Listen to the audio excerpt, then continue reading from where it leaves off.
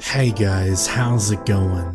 This is Natinator. Welcome back to your weekly dose of creepypasta. Let me start off by saying that this story is extremely well written, but despite this, it is very unsettling. I actually had a bit of a hard time recording it because it was leaving a bad taste in my mouth. So, as a pre-warning, this story has a very long build-up, and it can be quite uncomfortable. Regardless, it all has a purpose and the story wraps it all up in a neat box decorated in classic creepypasta fashion. So if you can stomach the plot to the end, I am sure you will be satisfied in full. It's titled Sophie. Now as always, turn out the lights, get comfortable, and let the story begin.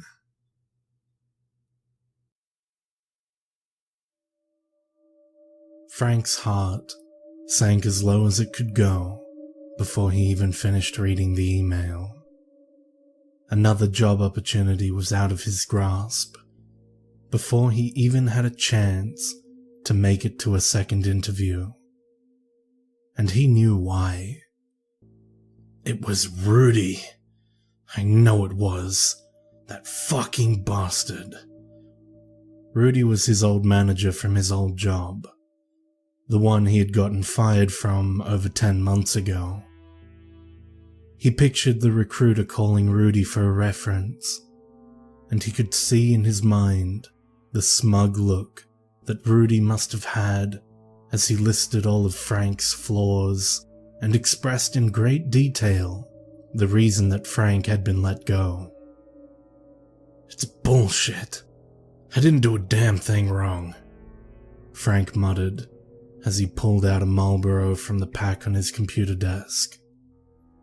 He lit the cigarette with his lighter as he stared at the computer screen in front of him, his glare directed toward his email inbox, as though it had done something bad to him.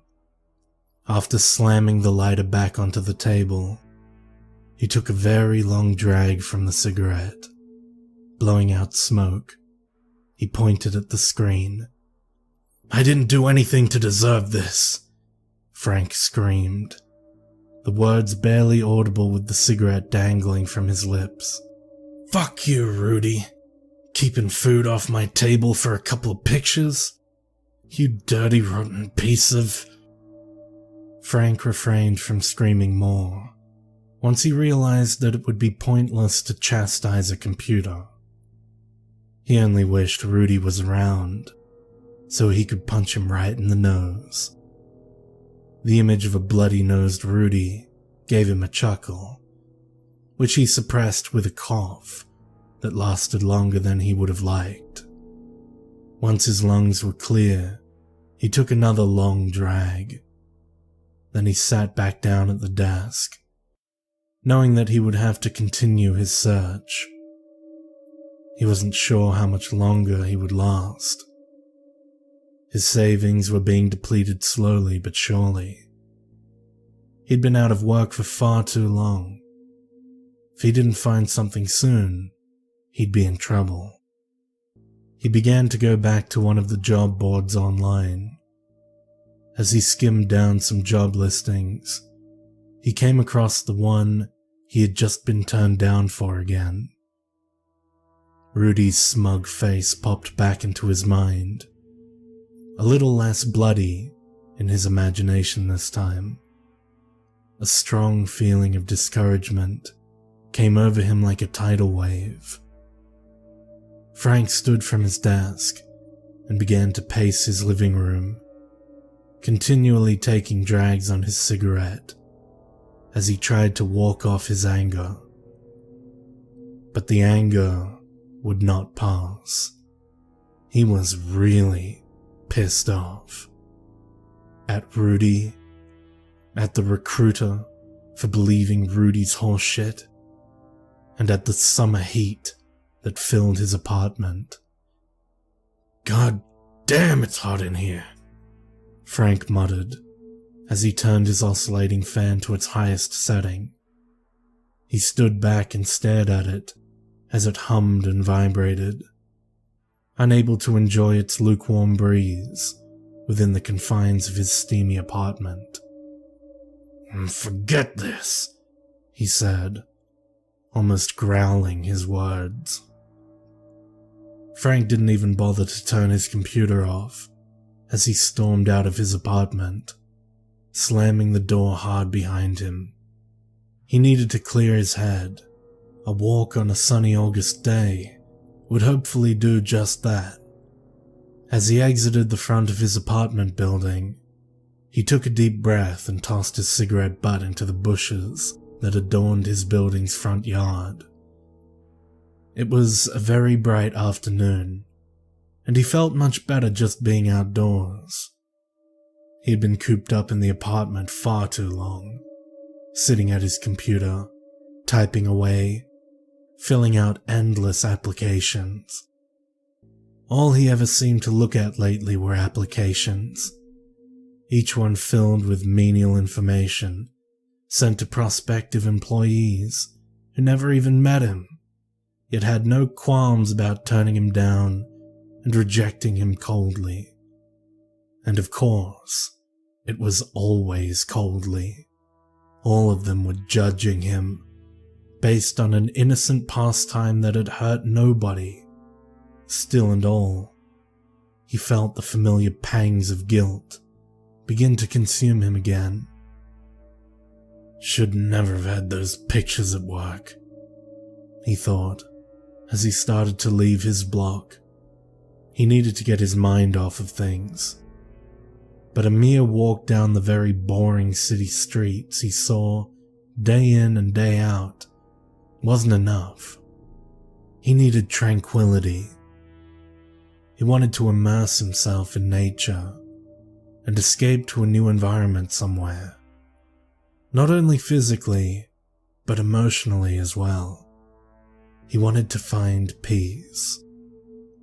But his mind fought him at every turn, particularly with the job that had been taken away from him, returning to the forefront of his thoughts. How could he find peace when the world was against him? He figured the only peace he would ever find was when he was dead and buried. That was when he thought of the cemetery. It was only a few blocks away, and he remembered there being a duck pond located somewhere on the grounds.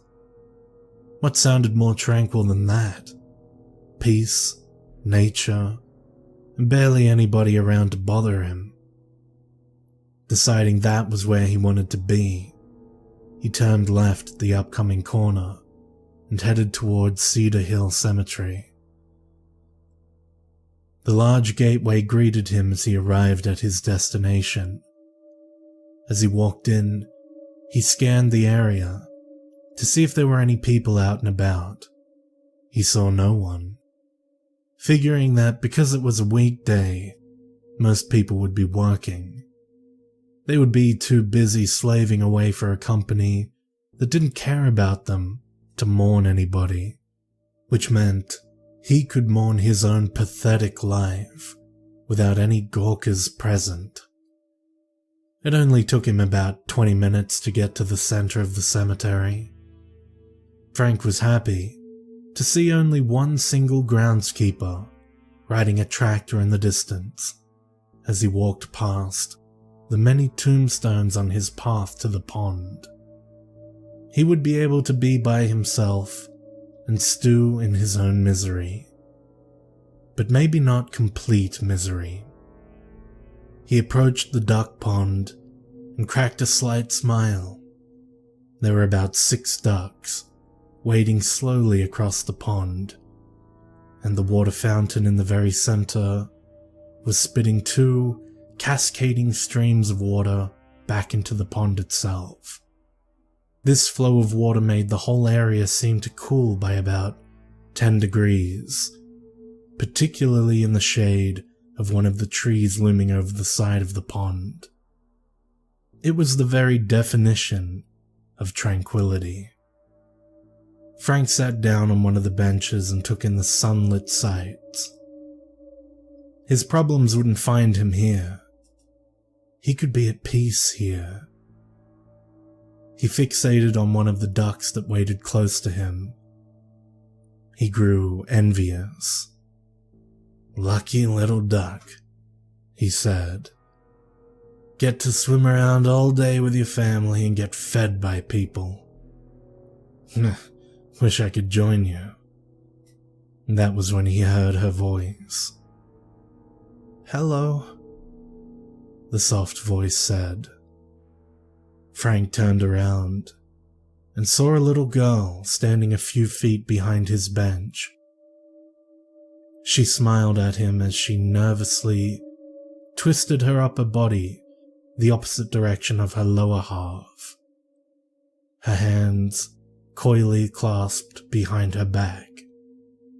He made her out to be about 8 years old. She wore a pleated pink skirt topped with a white, sleeveless blouse, adorned with a kitten design embroidered on the front. Her long hair was brown and straight, and her smile was warm and friendly. He addressed her in kind. "Hi there," he said with a smile and a nod. "Are you here for the ducks?" she asked as she took 2 steps closer. "To feed them?" No. I'm just here to relax and watch them swim." She seemed to take this as an invitation, and she sat right next to him. She looked at him with an eager curiosity. "I love to watch them swim around. Sometimes they walk on the grass, but never close enough to touch. I want a duck for a pet. Do you have any pets?" Hearing her light, airy voice amused him. "I used to have a dog a long time ago," he said, actually enjoying the simplicity of the conversation they were having. "Dogs are too big, and you have to walk them, and they eat too much. Then you have to clean up after them when they go in the grass. I'd rather have a duck. You just throw bread, and they eat it and they're done." She had looked at the ducks with an appreciative awe in her face as she spoke. Frank leaned in to look at her closer. "Do you ever feed the ducks?" She shook her head. "No, I never did, but I saw the man that works here do it." Feeling at ease, Frank placed his arm against the back of the bench so he could get a better view of her, watching as she swung her sandaled feet just above the ground. He asked what her name was. "Sophie Larson," she said, matter-of-factly. He extended his hand for her to shake. "Pleasure to meet you, Sophie Larson. I'm Frank Tully." She placed her small hand in his and he shook it gently. "Hello, Frank." Frank looked around to see if anyone else was present, but he saw nobody, except the groundskeeper, driving his tractor many yards away, almost on the other side of the cemetery. He leaned in a little closer to ask her a question. He deemed it an important question, but almost forgot to ask, as he couldn't help but pick up the sweet scent she wore. It must have been a body wash or a shampoo. He loved it. It reminded him of some type of fruit. He couldn't figure out which fruit, but he didn't dwell on it long. He had his question. "Is your mum or dad around?" "My mummy is nearby," she replied, pulling a tiny flower from off a bush beside the bench. "Oh, yeah?" He looked around again, this time for effect. I don't see anybody. What about your mummy? Where is she? She asked this as she stood up from the bench, only to kneel down near the edge of the pond and give all her attention to the ducks.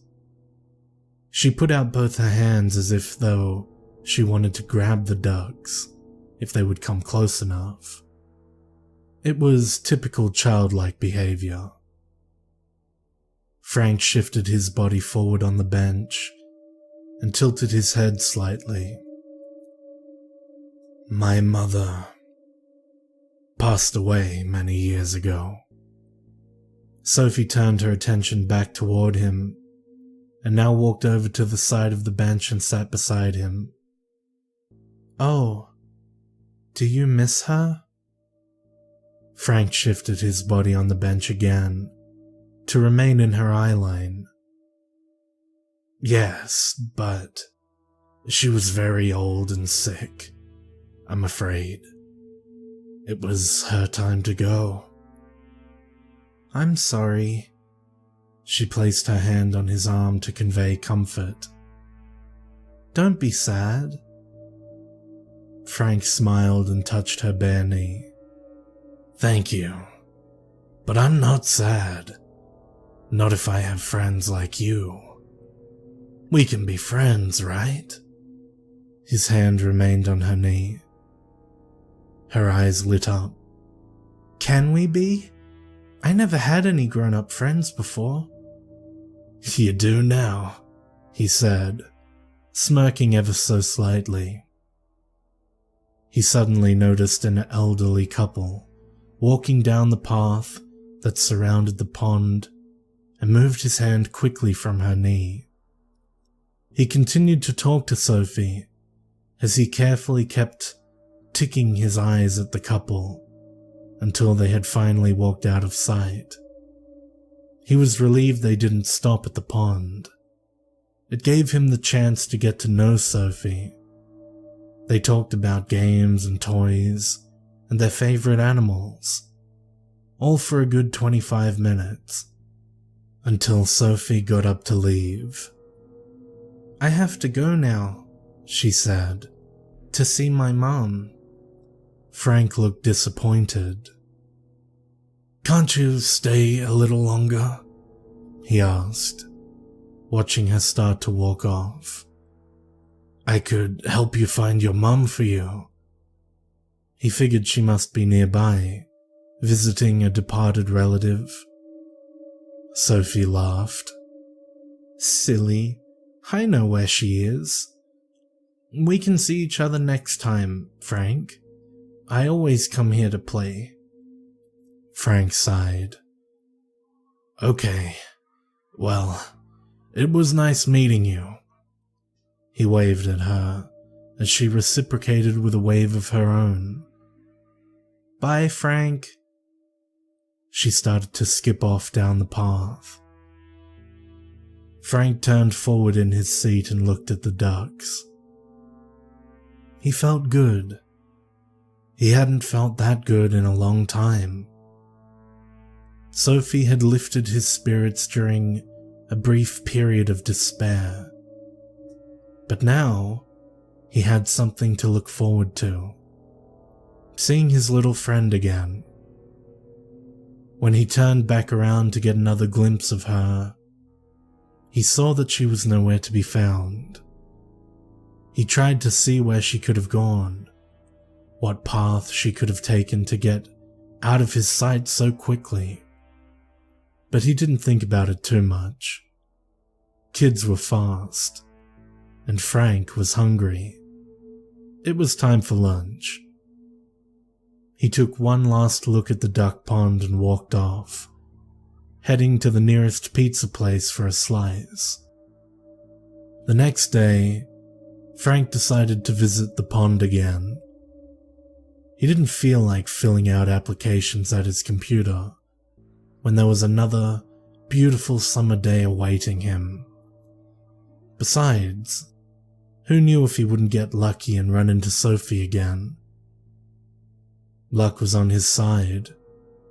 As he approached the pond, there he saw Sophie, kneeling down at the edge of the pond, splashing the water toward the ducks that were several feet away.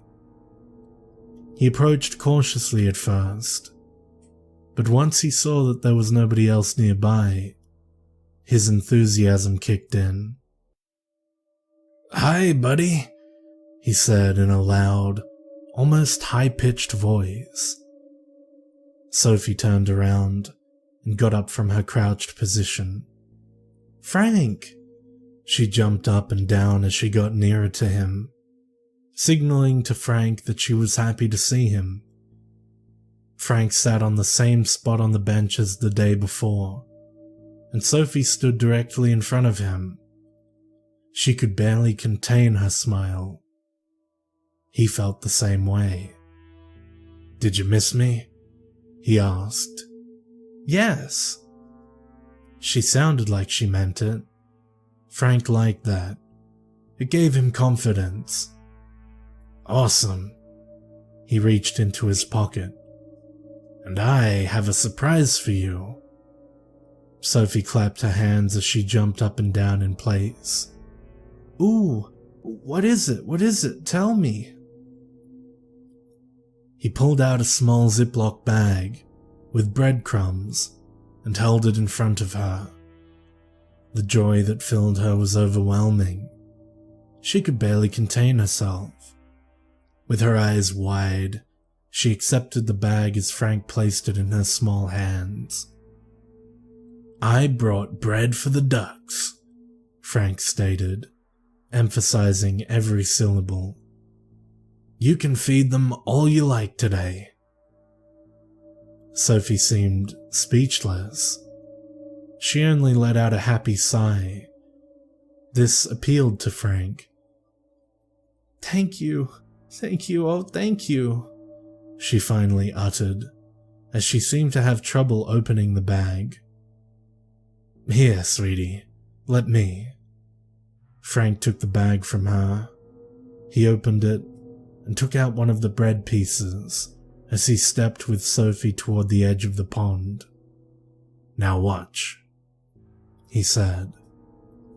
Frank tossed the first piece of bread far into the water, and Sophie got all excited to witness all the ducks converge on the bread. The first duck snapped it up as the others swam toward Frank and Sophie, each looking to get their share of the lunch that had been brought to them. He handed her back the bag. She dipped her hand in. "Go on, throw it like I did." Frank couldn't stop smiling as he watched her. Sophie threw in her first piece, almost screeching with excitement as one of the ducks went aggressively for the floating meal. She threw in another, then another, clearly having the time of her life. She was jumping up and down, laughing and smiling. It was amazing how thrilled she seemed to be while taking part in such a mundane task. Frank, in turn, was having his own fun. He couldn't take his eyes off her silky smooth legs as she leaned over the edge to throw the bread to the ducks. He took notice of the fact that she was wearing the exact same outfit as the day before, but dismissed it on account of her having such a good time. "I can make them go wherever I want," she exclaimed with glee, continuing to throw the bread pieces into the water. "I can make them fight, too." Frank sat back down on the bench and reveled in her enjoyment. It was like he had created a work of art and was now able to take in what he had created. The young girl was a sight to behold in his eyes, so full of life. It was what he liked about kids. He pulled out his cell phone. "Sophie, turn around so I can take a picture." She turned and posed with the bag of bread in her hand, smiling so wide her eyes were shut. Frank aimed the phone's camera lens at her and took the picture. Then he took another. Frank stood. "Sophie, why don't you pose with one hand holding your skirt while pointing to your toes? Here, like this." He demonstrated the pose he wanted her to take, getting into a very feminine stature. She laughed when he did it, as did he, but she listened. She listened to every one of his suggestions, being sure to give him every picture he wanted. Once he felt he had enough, he sat back down. Content, he swiped through the pictures he had saved on his phone. He was very satisfied with his direction, and particularly his subject matter. "Don't use up all the bread too fast," he said, as he leaned back in his seat. "I won't," she replied, barely paying attention. He watched as she threw more bread at the ducks. When she had used up most of the bread and the bag was looking empty, she sat next to him on the bench and they talked some more. He told her all about what he used to do when he was a kid, thrilling her with his stories of the movies he went to see and the fun things he used to do, like camping and fishing and making model rockets. He had her complete attention by this point. He was also quite impressed that he had captured her attention for almost 2 hours, with no interruption. Only 1 or 2 people had passed by the pond during the time, but not to intervene. They probably had mistaken her for his own daughter, as they went about their business.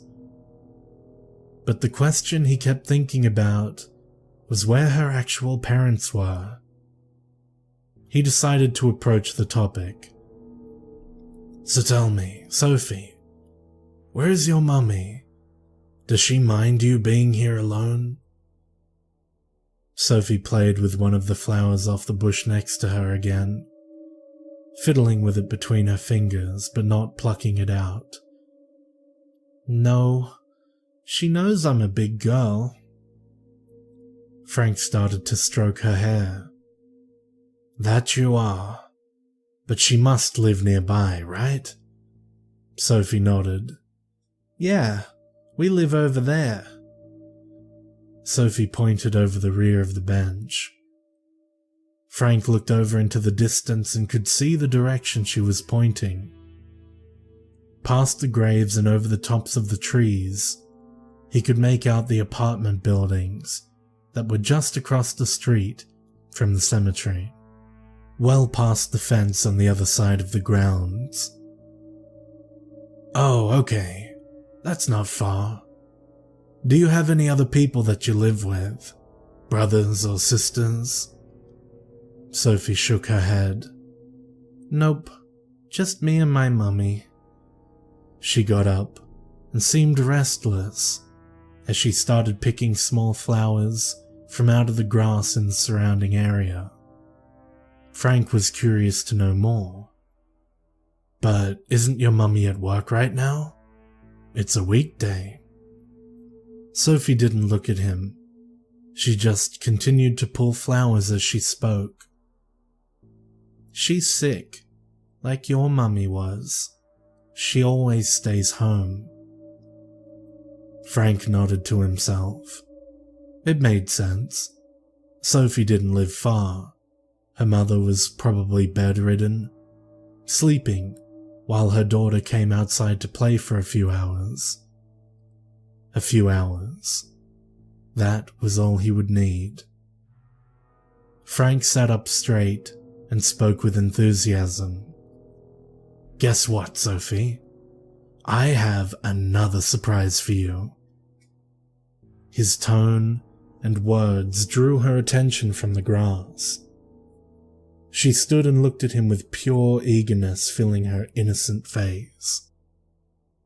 Another surprise? What is it? Remember when I said I collected lots and lots of toys? Sophie's eyes widened with anticipation. Yeah? Well, I saved all of them over the years. I have a huge collection at my apartment, and I would love to show them to you tomorrow. What do you say? Want to come back to my place and play?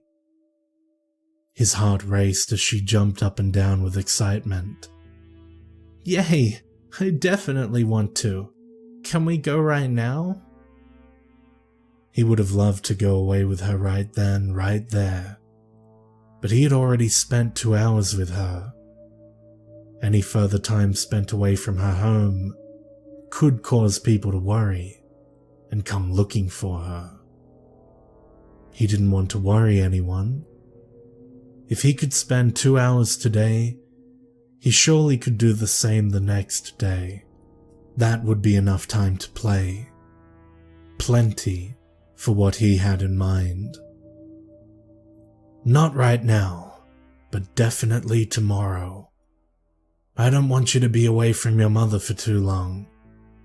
Besides, that will give me some time to get some chocolate chip ice cream.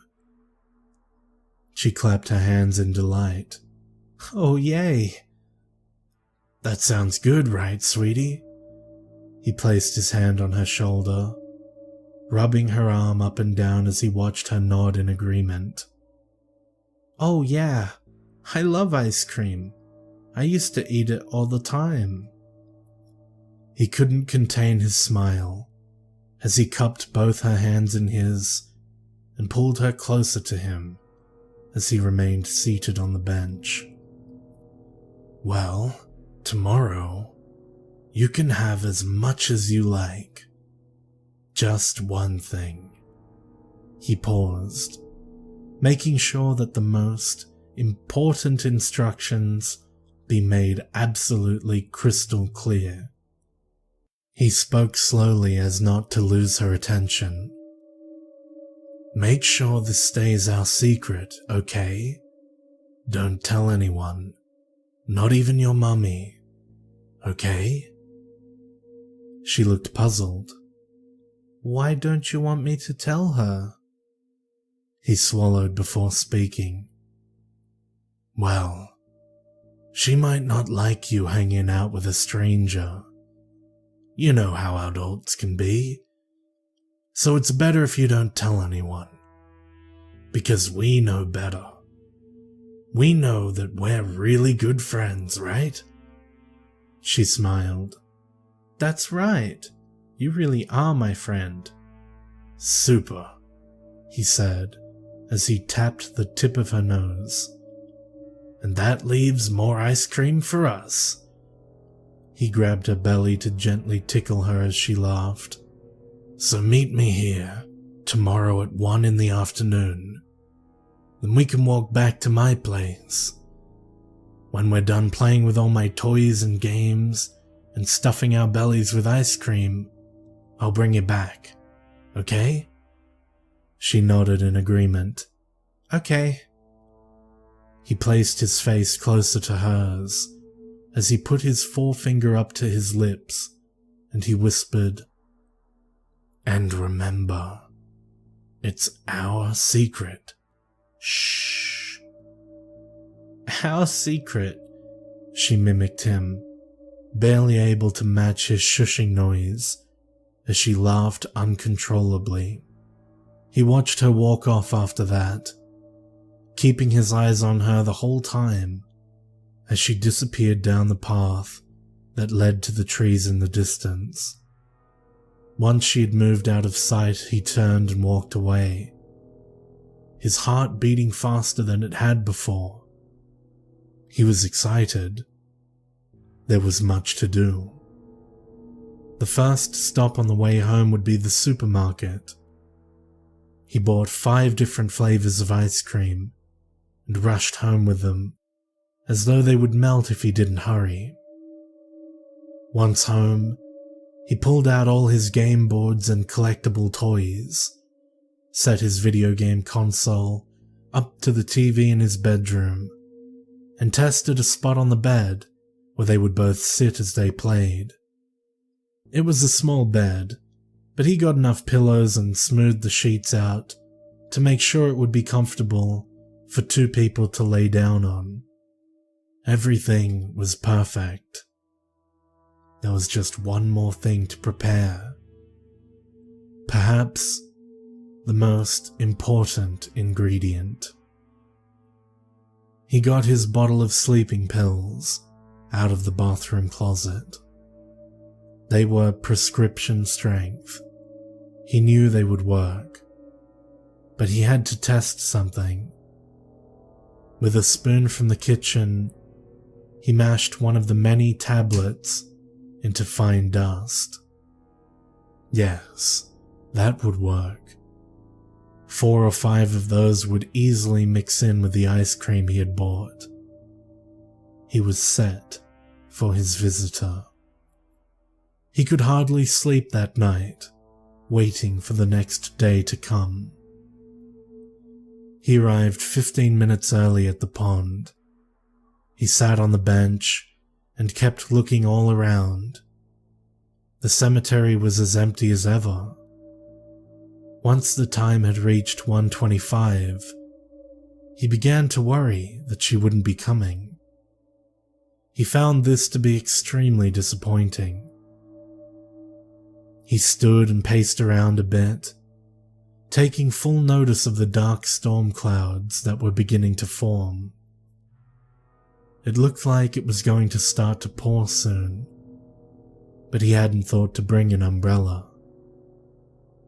And just when he thought she wasn't going to show, the very second that he had the notion of forgetting about the whole thing, he turned and she was there, full of smiles and laughter. "Hiya, Frank." "Hello, Sophie." He stepped over to her and gave her a hug, dismissing the fact that this was the 3rd day in a row she had been wearing the same outfit. It might have concerned him had he not thought it made her look absolutely adorable. The skirt was always a nice touch, in his opinion. It showed off her slender legs, of course. He sat with her on the bench. Eagerness filled his face as he heard the thunder start to sound above him. "Are you ready to have a good time?" Sophie's smile was present, but it began to fade as she looked up at the sky. "Yeah," she replied, half-heartedly. Frank noticed her sudden loss of enthusiasm. "What's wrong, Sophie?" She looked at him earnestly. Maybe we should go to your house another time. It looks like it's going to rain." Frank waved it off. "Oh, it's okay.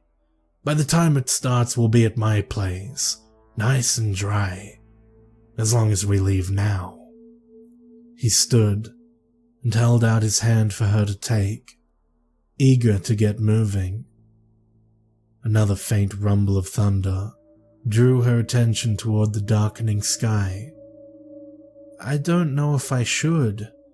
I can't be out in the rain." Again, he dismissed her concerns.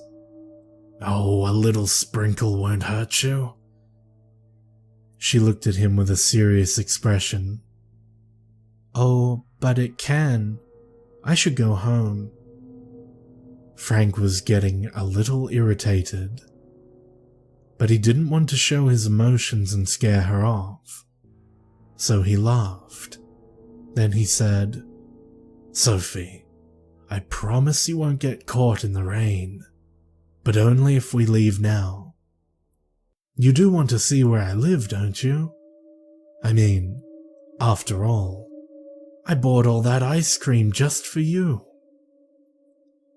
She looked at the sky again for a few seconds, as though debating on what was more important, rain or ice cream. She stared at Frank and then, with the faintest hint of her smile returning, said, "Okay." Frank smiled back. "Great." He grabbed her hand without any warning or consent and began to walk off with her behind him, trailing him. His eagerness to get her home was growing. But she just wouldn't make it easy. Sophie halted, causing Frank to stop as well. "But I have to get an umbrella first, just in case." Frank sighed, his impatience showing even through the polite tone of his voice. "But that's only going to delay us. We'd save time if we just—" Sophie took the lead now, pulling him by the hand as she walked down the path toward the apartment buildings on the other side of the cemetery. "Come on, Frank. I don't live far. I just want to stop home for a second. Only a second." Reluctantly, he followed her, his hand firmly in hers as they walked down the path. "Are you sure? Sophie, we really shouldn't go." He didn't know how to convince a little girl that he didn't want to be seen by anyone while with her, especially not her mother. He worried that if she went into her apartment, she wouldn't come back out. He envisioned her mother being awake, because that was just his luck. Then she would ask about the strange old man and want to know what he was doing with her daughter. Or what if somebody that knew her saw her with him outside in the street? What would they think? What would they do? This little unexpected detour would surely ruin his plans. "Sophie, it would be best if we didn't go back to your house. Remember about our little secret? We don't want to ruin the secret, right?" "Don't worry, Frank," Sophie said confidently. "Nobody is going to see you with me. You don't have to be scared about people finding out about you." Frank thought her words to be odd. It almost didn't sound like her. The voice was still soft and airy, but Sophie's words sounded too insightful. It was like she knew. Like she had peered into a part of his soul that he had never shared with her. Not only that, but how could she understand? It sure sounded like she understood. At only 8 years old? It bothered him. But her turn to the right, off the path that led to the apartments, and onto the smaller path that led deeper into the cemetery, immediately took his mind away from that former thought. Was this a shortcut? Another louder rumble of thunder roared overhead as she led him past tombstones and angel statues and crosses made of marble. They walked down the hill into the depths of the graveyard. The sky grew darker. Sophie, where are we going?" "I told you, where I live, before it rains." Frank noticed her pace increase as he followed her downhill, still hand in hand. "But don't you live back there?" he asked, pointing at the building tops that were now shrouded by the leaves of the trees. Leaves that began to blow to and fro more fiercely now that the storm was approaching. "Back where?" she asked, her pace steadily increasing as they rounded an upcoming row of mausoleums. He increased his steps to keep up with her and get side by side. never letting go of her hand, which suddenly felt icier than he had remembered. "Back there, in one of those apartment buildings." As he spoke, he looked up and could tell it was about to rain very hard very soon. The sky was getting much darker now. It almost seemed like dusk. She giggled in an almost sinister way. "I don't live there. I live here." He looked at her, confused, as she started to slow her steps. "What do you mean? Where?" She stopped in front of one of the mausoleums. "Here." He pulled away from her hand when he read the name inscribed in bold letters on top of the stone edifice. It read Larson, Sophie's last name. The thunder rumbled once again as he looked at Sophie. She just stared at the mausoleum before her. "Come inside with me, Frank," she said in an unusually assertive voice. She was actually beginning to creep him out a bit, and she continued to do so with every further word she spoke. "Come and meet my mother." She looked up at the sky, then at Frank with a faint smile present. "It's going to rain. I have to go inside." She then slowly started to walk down the thin walkway that led to the mausoleum's front gate. Frank reached out toward her half-heartedly, deciding to abruptly pull his hand back to his side, as though he didn't want any part of his body near her all of a sudden. What a big change that was from only a few minutes earlier. "Sophie, come on, quit playing. You shouldn't go in there." She reached the metal gate and swung it open toward her. Turning back to look at Frank, she had an unnerving smile on her face. "Come on in. It's about to rain really hard." She slipped inside, leaving the gate wide open, as if he was supposed to close it after following her in. He stood there, dumbfounded. She was acting so out of character compared to the girl he had spent time with the past few days. He looked all around and then back at the mausoleum. The open gate seemed to be calling him, but he really didn't want to answer. He wanted to leave, but his legs wouldn't move. The thought of passing up a great opportunity like this kept him planted right where he stood. If he left now, he would likely never see Sophie again. Girls like her don't come along that easily. Maybe she was just playing a game with me, he thought. I can follow her in, play along, and then bring her back to my place.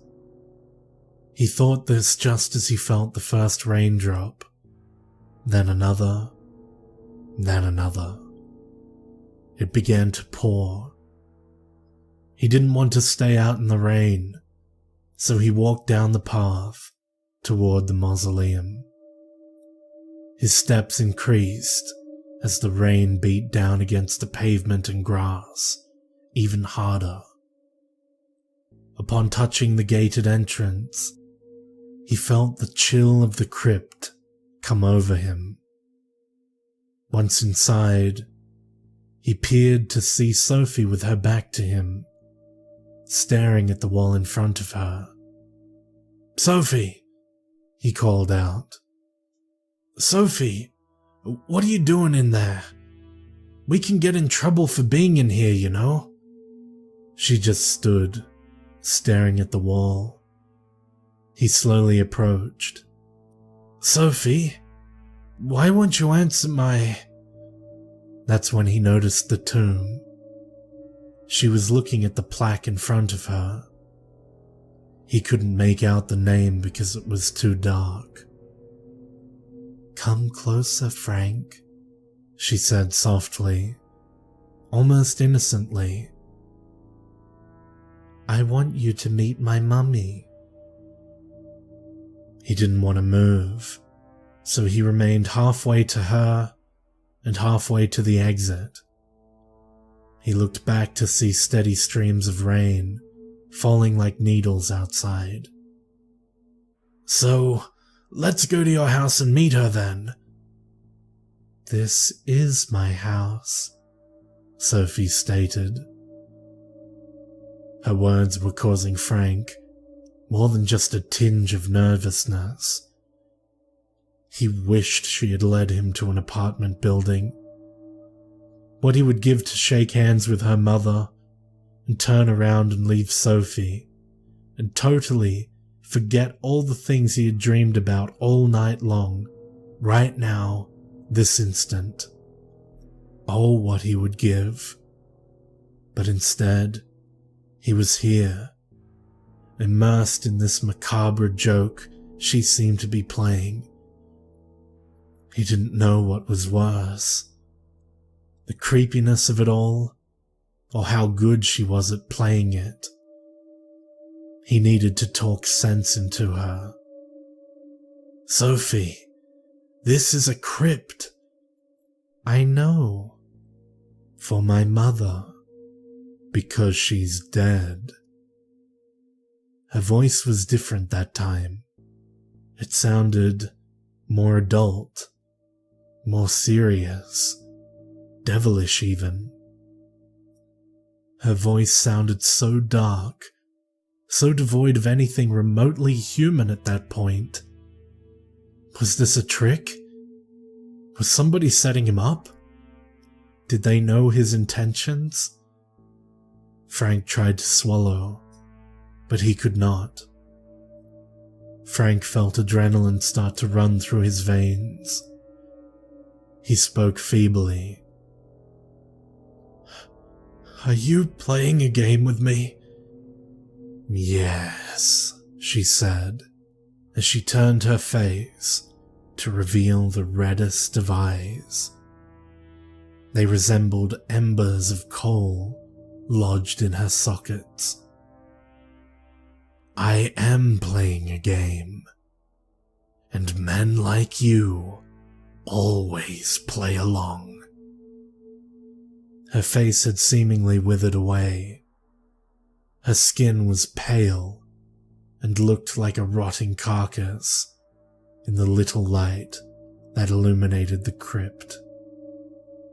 She lunged towards him with snapping sharp teeth. She sank her bite into his arm as he let out a howl from the pain she was inflicting. She was like a rabid animal.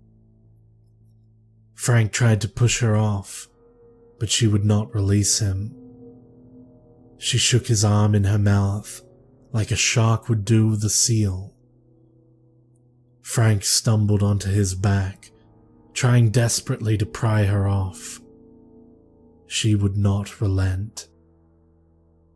Her growls resembled that of a wild animal, as she sunk her teeth deep as they would go.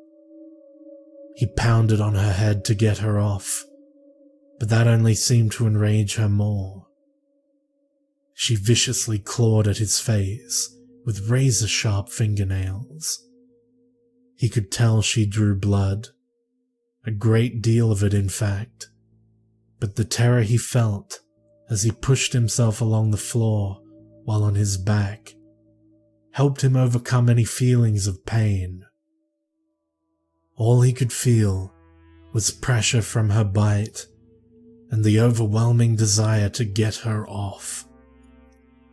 He continued to pound on her skull as she sliced at his throat and cheeks. That caused him to raise his head backwards. Upon doing so, he saw the outside rainstorm. He suddenly remembered her apparent fear of the rain. It was like a survival instinct had kicked in at just the right moment. All he would need is one burst of energy. One great rush to the door would do it. The threshold was only a few feet away. He reached down deep and screamed as loud as he could in order to psych himself up for the action he was about to take. He grabbed a hold of her tightly and rose up, running toward the exit with her still attached to his arm by her teeth. As soon as he reached the threshold, she released him. He would not be as kind. He tightened his grip and pushed her forward out into the rainstorm. She screeched in agony as the falling pellets of water hit her. She writhed in his grasp, but he wouldn't let her go. He knew he couldn't hold her long as she thrashed about in his arms, the rain making her more slippery by the second. He would have to act quickly. She was fast. She had shown him that. So he would have to be faster. With all his might, he shoved her to the wet grass. She went down but seemed to bounce off of the ground after barely touching it. Her unearthly movements terrified him. He darted back into the mausoleum and slammed the gate shut just as she rammed her feral body into it. She ravaged at the bars of the gate, screaming like a banshee as she reached her grey arm through the holes. Her claw-like hands tore at his chest, ripping cloth and flesh alike. But Frank did not release the gate handle. He pulled at it and kept her from forcing her way in. He caught a quick glimpse of her demonic face as she thrashed about, the rain apparently burning her skin. She smoldered with a thick vapor that appeared to be smoke emanating off her body. Her screams were inhuman. He wanted so much to cover his ears, but that would mean taking both hands off the door. That he would not do. Not until the beast before him was dead. The rain would see to that. Her struggles to get in were weakening as she began to slump to her knees. The legs which once looked so smooth and silky were now looking like grey rotted tree bark. There was a smell present as well, like burning flesh. He wanted to be sick, but he had to wait. No moving, no breathing until it was dead, whatever it was. And then it stopped.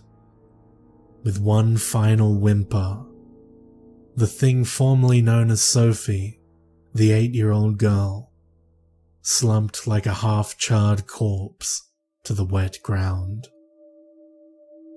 The body seemed to be melting as the rain washed away the remaining flesh onto the grass. After about a minute, Frank released the grip on the gate handle. He fell onto his arse and clutched his arm, noticing how bloody and torn it was. He would need to get medical attention as soon as possible. Before he could process anything else, he heard the voice. "What did you do to my little girl?" The evil-sounding voice came from behind him. Inside the crypt, it chilled him to the bone. Slowly, he turned his head. He saw her. It was a dead body, dressed in a long torn gown. The dead woman approached him menacingly, her eyes as red as the thing he had just killed. She was literally foaming at the mouth. The dirty brown foam dripped from her rotted teeth down to her white tattered dress as it tore at him with 10 times the ferocity that the thing's daughter had just done. The last words on earth he ever heard were spoken in a hellish monotone. "How could you do that to my daughter? She was just a little girl. Just a girl."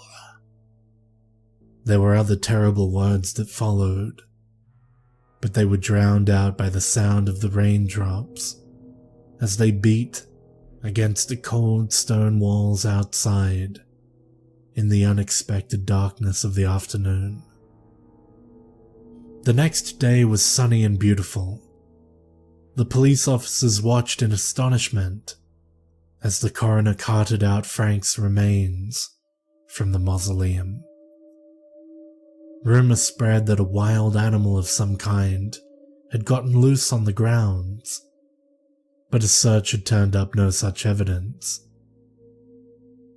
Nobody could ever figure out why Frank Tully had been in the cemetery that day. He had no relatives buried there, no acquaintances that could account for his being there at all. And so, Frank Tully died, causing an investigation that only led to inappropriate pictures being found on his phone and computer, all of underage girls in compromising positions, all except for a select few pictures on his phone of the duck pond in Cedar Hill. Nobody in them, just empty shots with the pond in the background, a place he likely had visited shortly before his death.